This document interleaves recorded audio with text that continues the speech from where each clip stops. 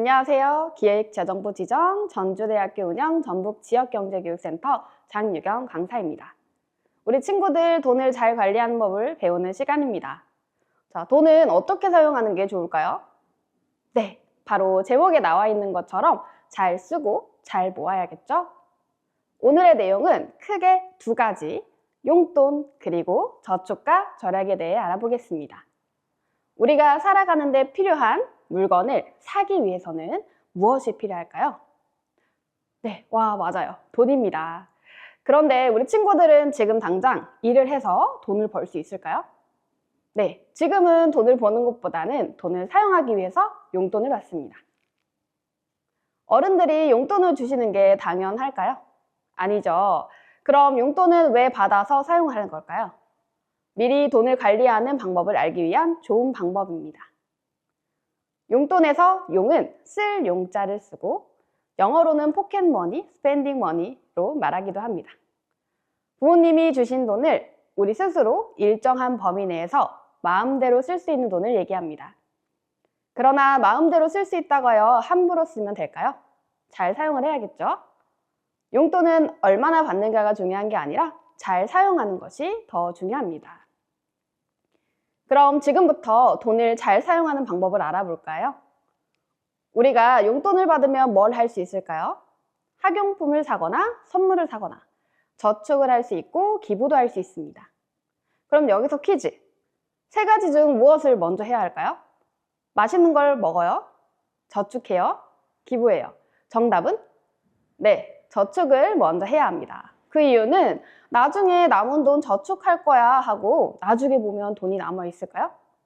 대부분 돈이 있으면 다 사용하게 되기 때문에 돈을 받으면 저축할 돈을 따로 모아두고 나머지 돈을 가지고 소비할 수 있도록 해야 합니다.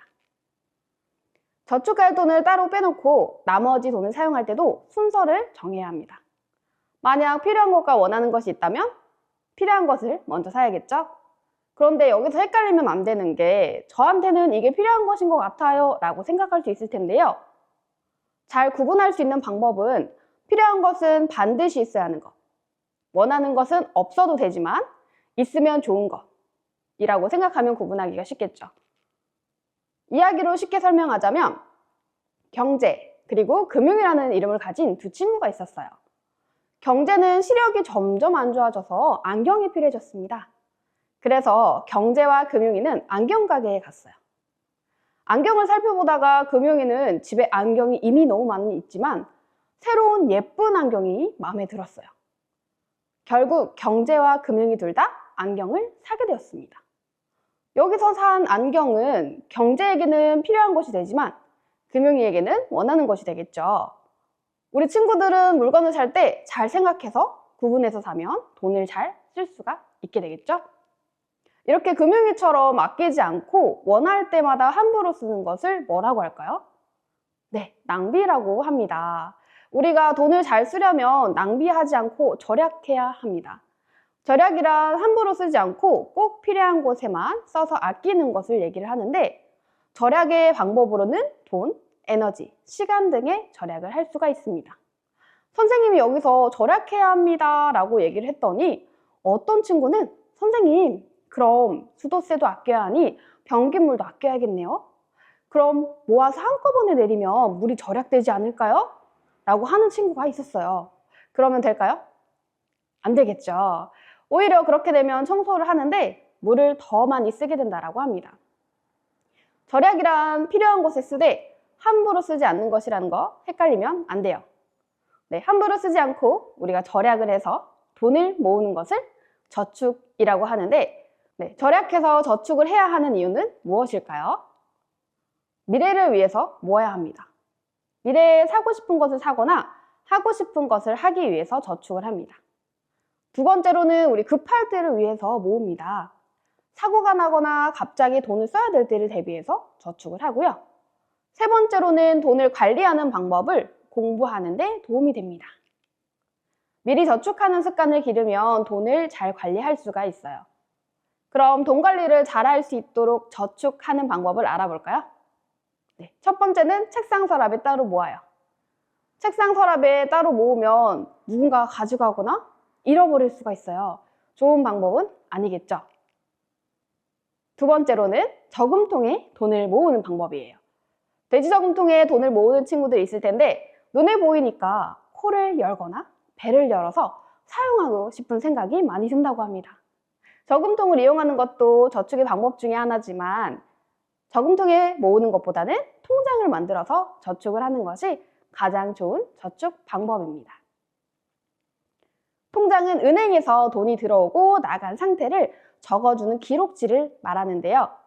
은행에 통장을 만들어서 돈을 맡기면 돈을 잃어버릴 위험도 없지만 이자라는 게 생겨요. 이자가 왜 생겼는지 알아볼까요? 예전에 돈이라는 게 없었을 때 금이 돈의 역할을 했어요. A라는 사람이 금을 집에 보관하기가 너무 위험해서 금 보관소라는 곳에 금을 맡겼습니다. 맡겨놓고 종이를 받아왔는데 이것이 있어야 금을 찾을 수가 있었어요. A가 길을 지나가다가 B의 땅을 보았어요. 너무 마음에 들어서 B와 거래를 하려고 약속을 잡았습니다. 그런데 땅을 사려면 금이 있어야 해서 A는 금 보관소에 들려서 금을 찾아왔어요. A와 B는 만나서 금과 땅을 사고 팔았어요. 여기서 금의 주인은 B가 됩니다. B도 금을 집에 보관하기가 어려워서 보관소에 다시 맡겼습니다. A랑 B는 거래할 때마다 금 보관소를 들려야 해서 너무너무 불편했어요. 그러면 우리 종이만 가지고 가면 찾을 수 있을 테니 종이로만 거래하자 라고 얘기를 해서 종이로만 거래를 하게 되었습니다. 그럼 금 보관소의 금은 움직이지 않고 주인만 계속 바뀌게 되었어요. 그러자 보관소 주인이 생각합니다. 찾으러 올 때만 주면 되니 다른 사람에게 빌려줄까? 해서 C에게 빌려주게 되었어요. 그런데 이 사실이 금 주인들에게 알려지자 금 주인 입장에서는 내 금을 감히 다른 사람에게? 라는 생각이 들어서 금 보관소 주인에게 화를 냈어요. 그러자 금 보관소 주인은 그럼 금을 사용하게 해주시면 사용료를 드리겠습니다 라고 얘기하여 평화롭게 얘기가 마무리되었다고 합니다. 여기서 이 사용료가 지금의 이자가 생긴 이유입니다. 은행에서는 사람들이 맡긴 돈을 가지고만 있지 않고 빌려주기 때문에 이자를 줍니다. 처음부터 은행에 통장을 만드는 게 어렵다면 우선 저금통에 먼저 모으고 그 후에 통장으로 옮기는 것도 좋은 습관을 기르는 데 도움이 된답니다. 오늘 이렇게 돈을 잘 쓰고 잘 모으는 법을 알았으니 우리 친구들은 함부로 쓰지 않고 절약하여 저축하는 현명한 어린이가 되세요.